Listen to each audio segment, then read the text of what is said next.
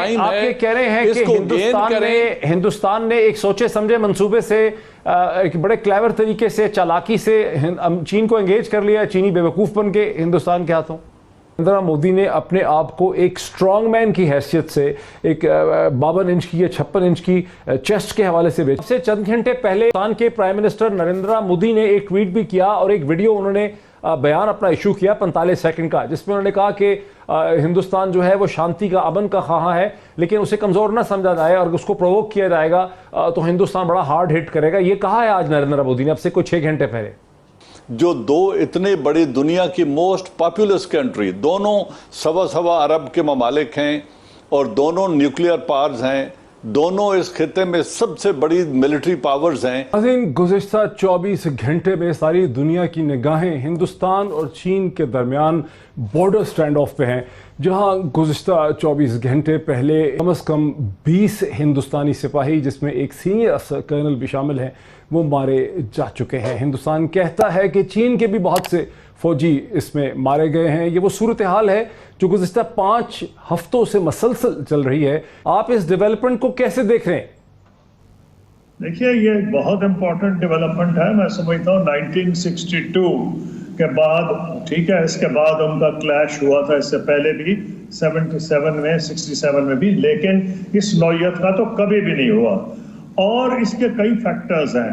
आपको मैं याद दिलाना चाहूँगा कि जब डोकलाम पे क्राइसिस हुआ था तो हिंदुस्तान ने एक ट्रायम्फलिज्म, उन्होंने अपनी तरफ से विक्ट्री डिक्लेयर कर दी थी, जैसे वो पाकिस्तान के खिलाफ जब कुछ करते हैं। लेकिन इंडिया ने ऐलान कर दिया कि उनको बहुत बड़ी विक्ट्री हुई है, सारी दुनिया मान गई, इंटरनेशनल मीडिया मान गया। आर्टिकल्स को, इंडियन मीडिया को रेगुलरली, वर्ल्ड मीडिया को फॉलो करता हूँ, कई आर्टिकल्स आए, China will have to live with an assertive India, यानी चीन को अब ऐसे मुख्तलिफ भारत में जिंदा रहना पड़ेगा। एक भारत ने दिखा दिया है हटा, लेकिन उन्होंने एक ये फिजा कायम की। ये फिजा क्यों कायम की है, ये सोचने की जरूरत है। सोचा कि जनाब, ये इस वक्त तो सारी वेस्टर्न वर्ल्ड हमारे साथ है, अमेरिका हमारे साथ है, और इसलिए उन्होंने जो जिस तरह डोकलाम में किया, उन्होंने कोशिश फिर यही की है यहाँ, और वो बहुत अच्छा मैं समझता हूँ एनालिसिस इस वक्त जो किया जा रहा है, वो चाइनीज यहाँ अनफॉर्चुनेटली इंटरनेशनल मीडिया पिकअप नहीं कर रहा, और वो ये है कि उन्होंने चाइना को अंडर एस्टिमेट किया है। चाइना हिंदुस्तान से अमन चाहता है, सारे नेबर्स से अमन चाहता है, लेकिन वो ये नहीं चाहता कि हिंदुस्तान ये समझे कि क्योंकि उनकी अमेरिका से कॉन्फ्रंटेशन है तो अमेरिका उनको बैक करेगा और चीन इसकी वजह से पीछे हट जाएगा। कि हिंदुस्तान, जिसको कि अमेरिका टाउट करता है, प्रेजेंट करता है अपने एक स्ट्रेटेजिक एलाय के तौर पे, और ये स्ट्रेटेजिक एलाय जो है वो मसलसल 5 हफ्ते से एम्बैरस हो रहा है चीन के हाथों में। अमेरिकन ऑप्शन इस स्टेज पे हैं क्या? देखिए, ये याद रखिए कि ट्रंप ने जब कहा कि मैं मीडिएट करने को तैयार हूं, और वो जब हादसा हुआ, जब ये वाकया हुआ, तो उसके 24 घंटे के अंदर उन्होंने कहा, और मोदी ने कहा कि मुझसे तो कोई बात ट्रंप की हुई नहीं है और हम ये बायलैटरली सेटल करने की कोशिश करेंगे। दूसरी चीज ये कि देखिए, अभी जो हिंदुस्तान ने किया है, हिंदुस्तान को ने जो रास्ते बनाना शुरू किए थे, उसका उनको 2019 में जब उन्होंने 2 टेरिटरीज बनाए, कश्मीर और लद्दाख को अलहदा किया, उसी वक्त चीन ने उनसे कहा था कि आप गलत फहमी में हैं और ये हमारे लिए तो तशवीश का बायस है। मेरे साथ हैं जनरल एजाज, 800 नौजवान सिपाही होते हैं।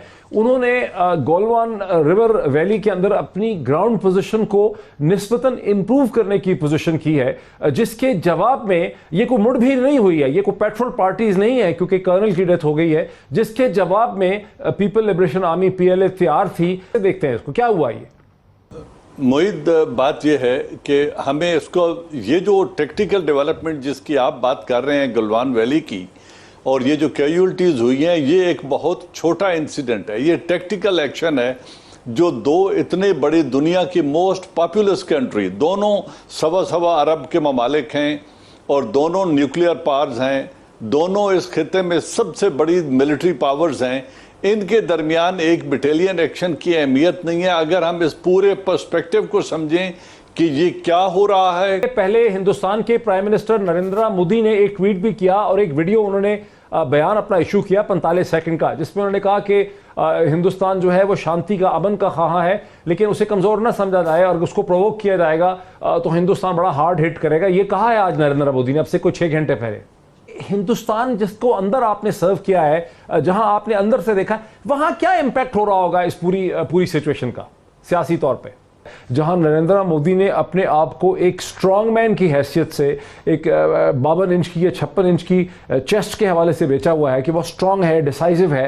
वो पॉलिटिक्स जो है वो किस तरह से वो पॉलिटिक्स जो है उसमें नरेंद्र मोदी कैसे कुछ कर सकते हैं?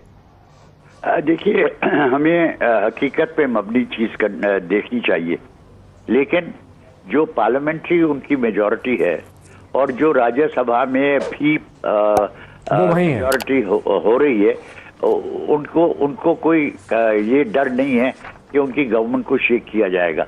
हो सकता है कि प्रोविंशियल इलेक्शंस, जो स्टेट इलेक्शंस हैं, उनमें कुछ असर हो, लेकिन बाय एंड लार्ज मेरे साथ रहें जरा, मेरे साथ रहें। जल एजाज एवान, एक दिन पहले गुज़श्ता रोज़ पाकिस्तान की इंटेलिजेंस ने एक बड़ी अनप्रेसिडेंटेड ब्रीफिंग दी पाकिस्तान के तीनों सर्विस चीफ्स को। आर्मी चीफ थे, एयरफोर्स थी, नेवी के चीफ थे और चेयरमैन जॉइंट चीफ स्टाफ भी थे।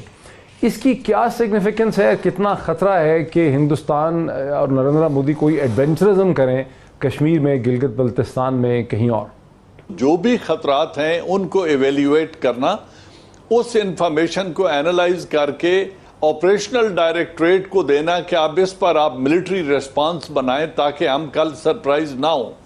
ये ब्रीफिंग दी गई और यही वो एनवायरनमेंट जो रीजन में डेवलपमेंट हो रही है, जो हिंदुस्तान के अंदर हो गई है, जो पाकिस्तान को डायरेक्ट या इनडायरेक्ट खतरात हैं, उनसे उन्होंने आगाह किया है। चाह रहा हूं कि हम बड़ा नैरो व्यू ले रहे हैं, हिंदुस्तान के अंदर कुछ नहीं होगा, उनकी हुकूमत बहुत स्टेबल है पॉलिटिकली, अपोजिशन उनकी मार्जिनलाइज्ड है, एडमिनिस्ट्रेशन, जुडिशरी और मैसेज हुकूमत वक्त के साथ खड़े हैं। देखिए, जो उन्होंने जो कुछ बाइट कर लिया है 370 एंड 35A के, उसको डाइजेस्ट करने के लिए वो अमेरिका की कंस्ट्रक्टिव एंगेजमेंट कर रहे हैं चाइना को कंटेन करने के लिए, क्योंकि वो कश्मीर को एब्जॉर्ब करना चाहते हैं। किसी किस्म का इंटरनेशनल डिप्लोमेटिक प्रेशर या प्यूनिटिव एक्शन को रोकने के लिए वो अमेरिका को अपीज कर रहे हैं। एक सोचे समझे मंसूबे से, एक बड़े क्लेवर तरीके से, चालाकी से चीन को एंगेज कर लिया, चीनी बेवकूफ बन के हिंदुस्तान के हाथों। इंडो पैसिफिक कमांड जो है और इंडो पैसिफिक जो डेवलपमेंट्स हैं, इस स्ट्रेटजी के तहत जो जापान, ऑस्ट्रेलिया, इंडिया और यूएस का कोलिशन, ये 4 मुल्क की इत्तेहाद है साउथ चाइना सी में और स्ट्रेट ऑफ मलाका में, जो वो कर्टेल करना चाहते हैं लिबर्टी ऑफ एक्शन चाइना का, उसके खिलाफ एक रिएक्शन है। लद्दाख के ऊपर अपना क्लेम दाखिल किया और कुछ एरिया उन्होंने गेन कर लिया। इस 70 एंड 35A उन्होंने लद्दाख को अपना टेरिटरी जब बना लिया, यूनियन टेरिटरी में शामिल कर लिया, तो बाय इम्प्लीकेशन उन्होंने चाइना के साथ इंटरनेशनल बॉर्डर को रीएडजस्ट करने के लिए एक बुनियाद रख दी है। क्योंकि जो लॉन्ग टर्म ऑब्जेक्टिव है इंडिया का, उसको समझने की जरूरत है। वो अभी कश्मीर को एब्जॉर्ब करेंगे और अगर प्रेसिडेंट ट्रंप री इलेक्ट हो जाते हैं तो चाइना के इस इंडियन ऑक्यूपाइड कश्मीर के अंदर उनके बेसिस बनेंगे और चाइना, यूएस और इजराइल के स्टेक बिल्ड करके कश्मीर के अंदर वो डेवलपमेंट्स की जाएंगी जो रोड एंड बेल्ट इनिशिएटिव को और सी पैक को सैबोटेज करने के लिए एक परमानेंट थ्रेट क्रिएट करना चाहते हैं। वो ये है वो असल मकाम।